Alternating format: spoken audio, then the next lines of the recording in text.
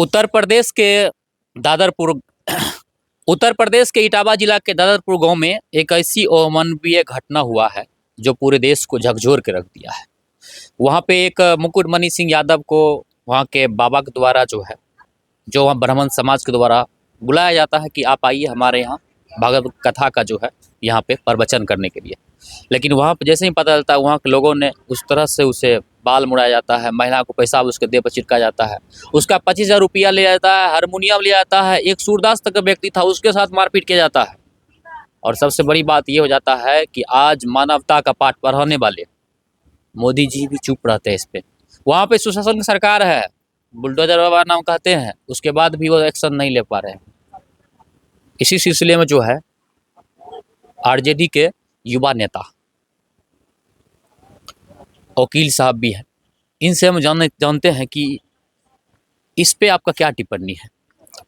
देखिए, जो मनुस्मृति था जिसको बाबा साहब अम्बेडकर ने जला करके भस्म करने का काम किया था, उसी मनुस्मृति का एक नमूना पेश हुआ है।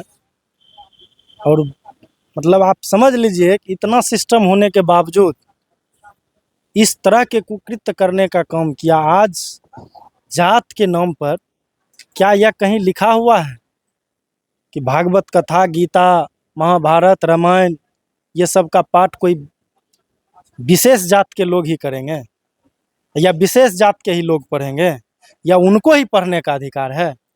रामायण, गीता, महाभारत इन सब को पढ़ने का अधिकार इस देश में रहने वाले तमाम लोगों को है। और इसकी चर्चा लोगों के बीच जाकर के प्रसारित करना, इसका भी अधिकार तमाम लोगों को है। तो फिर एक यादव समुदाय के लोग एक कथावाचक रूप में जाकर के वहाँ जब कथा कहे तो विशेष समुदाय के लोगों को, ब्राह्मण समुदाय के लोग वहाँ विशेष करके हैं, तो उन लोगों को आखिर ऐसा खराब क्यों लगा? यह सिर्फ और सिर्फ मनुस्मृति की देन है। या आज भी वो लोग मनुस्मृति को खुल करके नहीं रखे हैं, लेकिन मनुस्मृति आज भी उसके कलेजे के अंदर दबा हुआ है जो कचोटते रहता है। इसीलिए हिंदू राष्ट्र की मांग करते हैं। इसीलिए बस इसी कुकृत्य करने के लिए वो लोग हिंदू राष्ट्र का मांग करते हैं कि वहाँ पर हम लोग जो है जात के नाम पर दूसरे को पीटेंगे, दूसरे जात के लोगों को पीटेंगे, दूसरे धर्म के लोगों को पीटेंगे। क्या यही धर्म इजाज़त देती है? उसने क्या गुनाह किया? उसने कथा कह दिया तो क्या गुनाह किया? क्या यादव जात का होना बहुत बड़ा अपराध है क्या इस देश में? क्या इस देश में सिर्फ ब्राह्मण समुदाय के लोग को ही रहने का अधिकार है या अन्य समुदाय के लोगों को भी रहने का अधिकार है? जब अन्य समुदाय के लोगों को भी रहने का अधिकार है तो आखिर ऐसा कुकृत्य उसने क्यों किया? और उस राज्य में ऐसा कुकृत्य करने का काम किया जो अपने आप को बुलडोजर बाबा के नाम से जाना जाता है, एक बाबा के रूप में जाना जाता है, कहता हम बाबा हैं, सत्य और न्याय की कहता है हम यहाँ पर जो है राम राज्य है। यही राम राज्य है क्या? इसी को राम राज्य कहते हैं क्या? राम के राज्य में इस तरीके से पीटे जाते थे दूसरे जात के लोग? नहीं, राम तो सबरी के हाथ से जो जूठे बैर खाए थे, क्या उन्होंने सबरी का जात पूछा था? तो राम राज हुआ था कि राम राज यह है, बता करके के पैर में भी पड़ गए थे राम। हम क्या कह रहे हैं, राम राज हुआ था या राम राज है क्या? ऐसे कुकर्मी बाबा को कौन राज कहेंगे आप? इसको क्या कहिएगा? मनुस्मृति को मानने वाले लोग को क्या कहिएगा? इसको कौन राज कहिएगा? राम राज है, इसको रावण राज कहा जाएगा। हकीकत में ये लोग रावण के जो है वंशज हैं। जो लोग इस तरह के कुकृत्य कर रहे हैं वह रावण के वंशज हैं। यदि राम के समय में राम का राम राम करना, यदि दूसरा जात का लोग कोई राम राम करता और उस समय उसको पीटता तो उस समय कौन पीट सकता था? यदि राम के राज्य में राम का गुणगान करे, यदि उसको पीटे तो आप उसको क्या कहिएगा? पीटने वाले को रावण ही न कहिएगा। बिल्कुल, क्योंकि राम का नाम उस समय भी जब कोई लेता था तो रावण उस पर जो आक्रोशित होकर के पीट दिया करता था। तो वही बात आज है। आज राम का नाम यदि कोई अन्य लोग लेता है और उसके साथ कोई यदि दुर्व्यवहार करता है तो वह राम राज का प्रतीक नहीं है, वह रावण राज का प्रतीक है। और वैसे कुकृत्य को करने वाले लोग रावण ही होगा। अच्छा एक बात बताइए, उसके द्वारा आरोप लगाया जाता है कि एक चीज़ हमारा महिला जो है कहती है कि हमसे छेड़खानी किया गया है बाबा के द्वारा, तो क्या ये सच हो सकता है क्या? देखिए, कहीं से यह सत्य नहीं है। इस ऐसा रहता तो सबसे पहले आपका आरोप आता, आप आरोप लगाते, आप केस करते, आप थाना जाते, पुलिस जाते, लेकिन सवाल वो तो नहीं है। सवाल तो पहले जब निकल करके आया, जब उनसे जात पूछा गया कि आप किस कास्ट से, उन्होंने कहा मैं यादव से हूँ, तो वहाँ पर जो बैठे हुए ब्राह्मण लोग थे उन्होंने कहा अरे यादव होकर के तुम कथा कैसे कह दिया, तुम कथा कहने का अधिकार तुमको नहीं है, तुम पिछड़ा है, तुम बैकवर्ड है। और इस बात को कहते हुए वहाँ पर जितने ब्राह्मण थे सब आक्रोशित हो गए और पीटने लगे उनको, लात घुसा जूता मुका देने लगे। उसके बाद उसको जो है सर मुंडवा करके उसको घुमाया गया।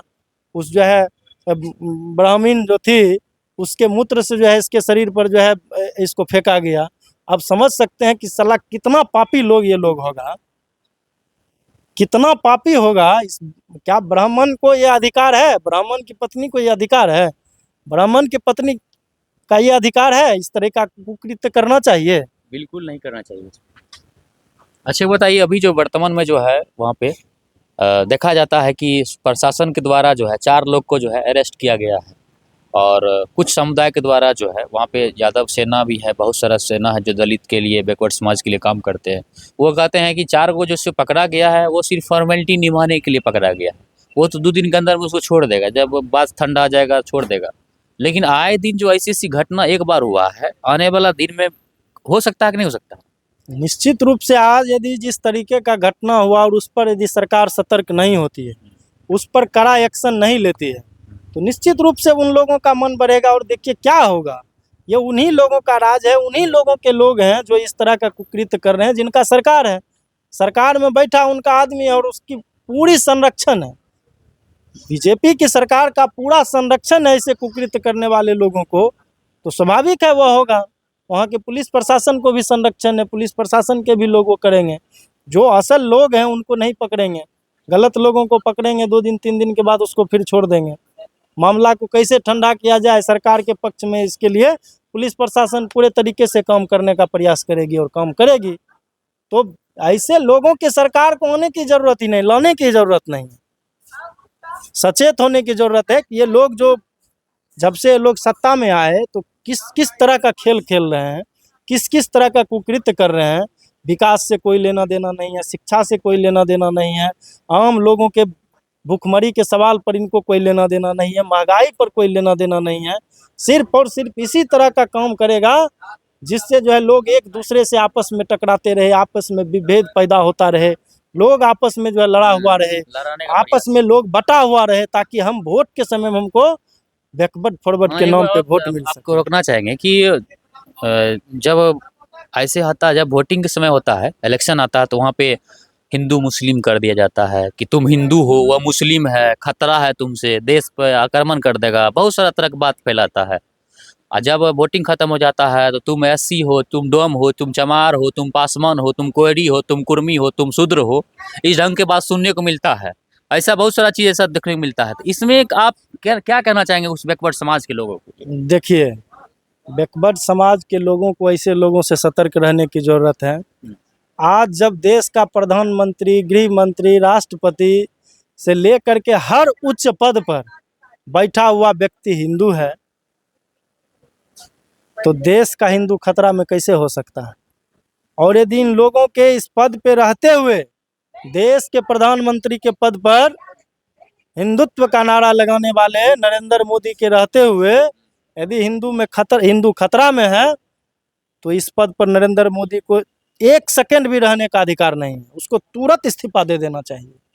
जब देश का प्रधानमंत्री सिख हुआ करता था डॉक्टर मनमोहन सिंह, तब तो देश के हिंदू ने कभी नहीं कहा कि देश का हिंदू खतरा में है। देश के इतने राष्ट्रपति, इतने प्रधानमंत्री हुए, कभी कोई खतरा में नहीं रहा। लेकिन एक इस जो है जाति धर्म के आधार पर चुनाव लड़ने वाले लोग, धर्म को धर्म से टकराने वाले लोग जब यहाँ पर आए, जिनका विकास, शिक्षा, कोई सरोकार नहीं है इन सभी चीज़ों से, उनको सरोकार है तो हिंदू और मुस्लिम से, ताकि ऐसा हम व्यवस्था तैयार करके रखें कि हमसे विकास का सवाल कोई नहीं पूछे, हम ऐसा चीज़ को ला करके दें, लोग उसमें इसी में पिछड़ा, अति पिछड़ा समाज के लोग, शोषित दलित अल्पसंख्यक लोग इसी चीज़ में फंस करके रह जाते हैं। कह देगा हिंदू खतरा में है, अब तमाम बैकवर्ड समुदाय के लोग समझने लगेंगे सही में हिंदू खतरा में है। कहाँ हम खतरा में, हम पे क्या खतरा है भाई? यदि खतरा है तो इस प्रधानमंत्री को बदलने की जरूरत है, ऐसे प्रधानमंत्री को लाना है जिसके राज्य में हम खतरा में नहीं रहेंगे। तो ये सब सिर्फ चुनावी प्रोपेगेंडा है, कैसे चुनाव को डाइवर्ट करके जो है लोग विकास की बात ना पूछ करके जो है हिंदू मुस्लिम के नाम पर टघर करके हमको आसानी से वोट दे दे, ये उन सभी चीजों का प्रोपेगेंडा है। इससे बैकवर्ड बचना समाज को चाहिए। क्या सीखना चाहिए? उसको क्या सोच करके सरकार के मन में वोटिंग करने देखिए, लग जाना चाहिए? बैकवर्ड समुदाय के लोगों को स्पष्ट, आपको बैकवर्ड समुदाय के लोगों को छोड़िए, आम आवाम तमाम लोगों को अब इन सभी चीजों में नहीं फंसना चाहिए। चूंकि देश की स्थिति जो है नरेंद्र मोदी ऐसा कर दिया है कि पूरा देश का लोग भूखमरी के कंगार पे आ जाएगा कुछ दिनों में।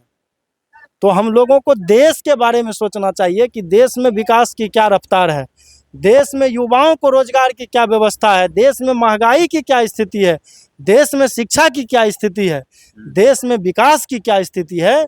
इन सवाल पर हम लोगों को, हम तमाम लोगों को, आम आवाम लोगों को, पिछड़े अति पिछड़े दलित बैकवर्ड तमाम समुदाय के लोगों को इस पे सोचने की जरूरत है।